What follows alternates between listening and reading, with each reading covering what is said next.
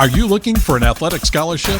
You're in the right place. This is the Recruit Me Athletic Scholarship Podcast, the longest-running podcast on recruiting and athletic scholarships. We're here to help your family navigate the recruiting road all the way to an athletic scholarship. He's a recruiting expert and a dad of 2 college athletes. He has a wealth of experience to share. Here's Recruit Me CEO, Brent Hanks. Welcome to episode 411 of the Athletic Scholarship Podcast. My name is Brent Hanks, and I'm the host of the Athletic Scholarship Podcast and the owner and CEO of Recruit Me. Recruit Me is an athletic recruiting education company that offers free and inexpensive recruiting education to help you to answer the how to start, the when to start, and the how to get recruited questions that you, the student athlete, and your family ask. Go to recruit-me.com for more Recruit Me information and get the free Recruiting Power Pack on the homepage. I've been getting requests for me to cover some recruiting topics and information on the transfer portal. The transfer portal is one of the main topics sent in. So today I'm going to cover the definition of the transfer portal and cover how the transfer portal is not new, but has changed, and then how the transfer portal affects the high school student athlete as he or she pursues a scholarship and a spot on an NCAA Division I level school, an NCAA Division II level school, an NCAA Division III level school, and also an NAIA and JUCO level school. Here is some information from an article on the NCAA.org website. The article is called What the NCAA Transfer Portal Is and What It Isn't by Greg Johnson. The article states that the current transfer portal debuted in October of 2018. The new version uses an internal digital tool that only NCAA schools can access. But media and social media posts intensify the interest on the student athletes that enter the transfer portal. The transfer portal was created as a compliance tool to systematically manage the transfer process from start to finish, to add more transparency to the process among schools and empower student athletes to make known their desire to consider other programs. The transfer portal has helped NCAA schools have a one-stop shop to get information all in one place. The transfer portal isn't the resource that determines whether a transferring student athlete will be immediately eligible to compete at a new school. In Division I sports, student athletes may transfer once to another 4-year NCAA school and are eligible to compete immediately provided that they are academically eligible. The NCAA.org website also has a PDF under Eligibility Center and NCAA Division I Transfer FAQs, Frequently Asked Questions. This PDF is designed to help student athletes who are currently enrolled at an NCAA Division I school to understand the factors that will impact their ability to immediately compete for another NCAA Division I school if they transfer. The opening paragraph states that the student athlete is encouraged to get assistance from their campus compliance administrator. The first question on the FAQ PDF is what steps must a D1 student athlete take to speak with an athletic staff at other schools about transferring? The steps are for the D1 student athlete to complete the Division I transfer module, which is a video, and notify their current school in writing that they want to enter the NCAA transfer portal. The student athlete may not speak to other schools about transferring directly or in an indirect way through others like family members, former teammates, NIL agents, or club coaches until they have received notice that they have been inputted into the transfer portal. On this PDF is a link to another 2-page PDF called the Division I Notification of Transfer resource. An undergrad student may only enter the transfer portal during their sport-specific transfer window dates. Again, there is a link to a 1-page PDF breaking down the dates in each fall, winter, and spring sport. Postgraduate students can enter the transfer portal anytime between August 1st and the end of the student-athlete's sport-specific transfer window. The reason why I'm going into the specifics on the steps to using the transfer portal is that the Athletic Scholarship Podcast and Recruit Me is good for any college athlete that may enter the transfer portal, for any JUCO student athlete that knows that they will have to move from a 2-year school to a 4-year institution, for an NAIA student athlete that may want to move up to an NCAA program, and for the high school student athlete and parents to know what they are getting into and what they may encounter in the future.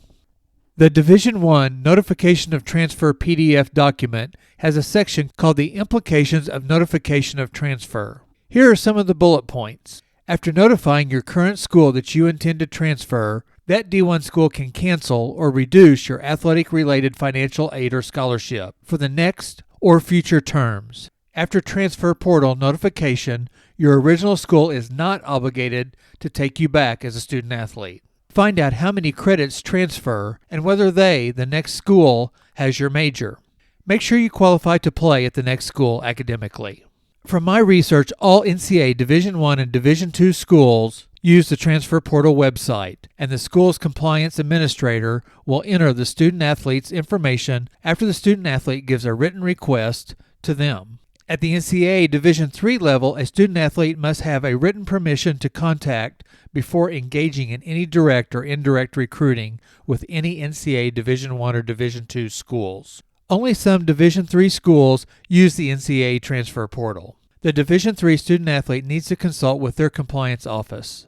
This section comes from the Guide for 4-Year Transfers at the ncaa.org website. It is a 16-page PDF. The ncaa.org website has many free resources to help you understand the transfer portal. But as a high school student-athlete or a parent of a high school student-athlete, you don't need to know everything about the transfer portal. But it sure doesn't hurt to have a background about the transfer portal. The transfer portal does affect your recruitment coming out of high school. As you do research on colleges on your college list worksheet, look at the team roster of your sport at that school. Note the number of high school recruits versus the number of JUCO transfers or other 4-year college transfers. Most, if not all, rosters will list an athlete's name, size, year in college, hometown, and last school attended. Tally how many are transfers and how many came directly from high school. Note their position on the team and what year they are in college. Also look back to past rosters to get a 4 or 5 year history on how coaches recruit. Do this for multiple schools and each level of play on your list. Some schools are heavy into transfers, and that's okay, as long as you know ahead of time.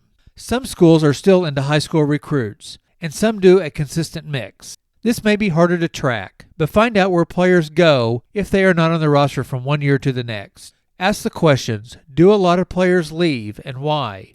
Is it because of playing time? Did they get recruited on top of? Did they do well and advance to a higher level? Remember, junior colleges are designed to turn over their players after 1 or 2 years.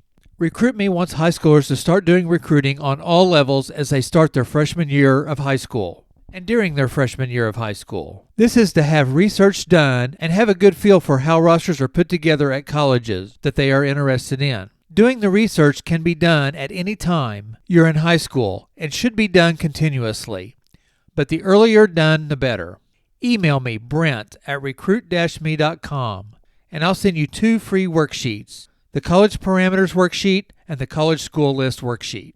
Much of the information that you hear or see on social media paints the transfer portal as it affects high schoolers the same way in every sport, and it not only affects high schoolers at the D1 level.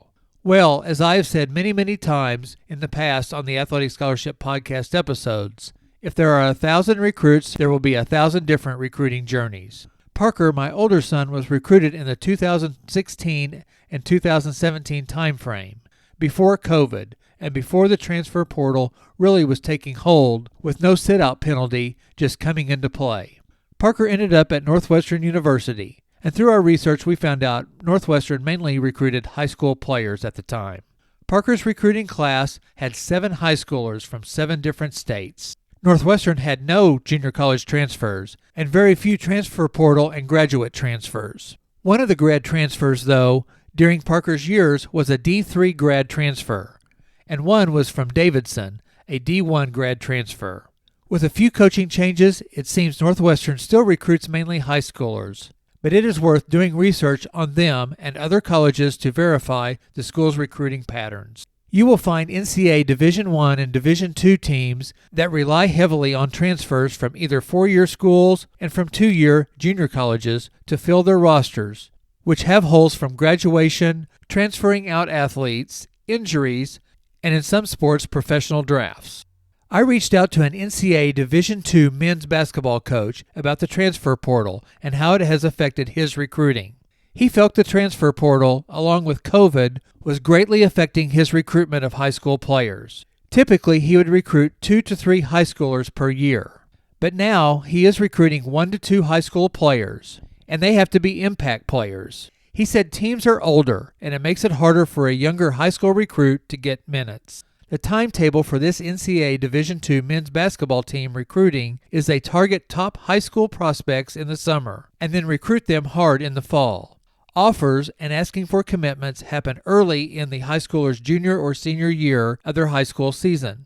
Then, most of the rest of the offers go to transfer players at the end of the season. This coaching staff likes to be done with their recruiting in May, but it can extend through July to fill their roster. So if you're a top high school prospect, be ready to be noticed in the summer before your junior year and the summer before your senior year. And be ready to make a decision on offers early in your high school season. Otherwise, offers are going to transfer players. Parker committed to D1 Northwestern right before he entered his senior year of high school. He got offers at the D2 level during his junior year of high school. Just as transfer portal athletes fill roster spots all along rosters of all levels, they also open spots. Be ready to contact and find out those holes in rosters of college programs that you are interested in. Sutton, my younger son, is going to be a junior at Columbia College, an NAIA school in Columbia, Missouri. Sutton is an outfielder for the Cougars and entered the program after high school knowing that they had a large number of upperclassmen in front of him. Now he's going into his junior year, and they have graduated 18 seniors, 2 of them all-conference outfielders. Sutton will compete against a few returning outfielders for playing time next year, and probably a few junior college transfers. Columbia has a good mix of high school recruits, junior college transfers, and just a few 4-year school transfers. In the last 2 years, only 2 players have left the Columbia College baseball team to go to a higher level of play. The high school student athlete has been affected slightly by the transfer portal, but more by COVID and the layover of JUCO, NAIA, and NCAA players. Every level of college play has both positive and negative effects of the transfer portal. You hear about many of the D1 transfer portal athletes in the major sports. I spoke to a D1 golf coach that said his last 2 recruiting classes had 3 high school golfers and 3 transfers. He indicated that he is looking more at transfers than in years before. So the transfer portal affects major D1 sports and minor college sports. The NCAA Division II uses the transfer portal computer application, and players can move to and from Division I and Division II levels, as they also can from the NCAA 3 level. The NAIA level does not have a transfer portal, but it is affected by the NCAA transfer portal. NAIA teams can pick up players that are not getting playing time or for other reasons. Again, research the rosters of the team and the sport that you are looking at. Get educated on how active they are in recruiting high school players. And if they do recruit high school players, see how much playing time the high school players get their freshman year. The junior college level has really been affected because now the NCAA transfers do not have to sit out a year, and that puts a 4-year transfer in the same pot as the junior college players. An advantage junior college student athletes have is that they know that they are going to transfer after 1 or 2 years at the JUCO, so they can get their recruiting started earlier than a 4-year transfer portal athlete. But the transfer portal affects high school athletes because more junior college athletes may be filling NAIA, Division III, and Division II spots that were filled by high school athletes in the past. Thank you for listening to the Athletic Scholarship Podcast. Please go back and listen to past episodes on your favorite podcast app or on recruit-me.com. Take advantage of the free and inexpensive resources RecruitMe provides. Sign up for their free recruiting power pack on the recruit-me.com homepage. You get 3 helpful recruiting tools: a PDF about the first steps to an athletic scholarship, an audio file on how and when to use video, and number 3, a template of a player profile. Also on the recruit-me.com website are all 400-plus episodes of the Athletic Scholarship Podcast. Take advantage of all the different resources, advice, and insights to recruiting on the Athletic Scholarship Podcast past episodes. You can also sign up for the free monthly RecruitMe newsletter, packed with more recruiting information. The cornerstone to the RecruitMe education business is the RecruitMe 3.0 Athletic Scholarship System. You can get access to the Recruit Me 3.0 system on the Recruit Me 3.0 Athletic Scholarship System link on the recruit-me.com website. For $39, you get a 200-plus page step-by-step recruiting manual, workbook, and worksheets in a PDF or flipbook form. You get fast results by hearing from college coaches within 30 days of sending your qualified introductory email and player profile. There are simple and fillable forms to get results. The Recruit Me 3.0 system empowers you to own and control your recruiting journey. Plus, there is a 90-day money-back guarantee. Why pay thousands of dollars to rely on someone else to hopefully get you in front of maybe the right coaches? Thank you again for listening, and join me next week for another episode of the Athletic Scholarship Podcast.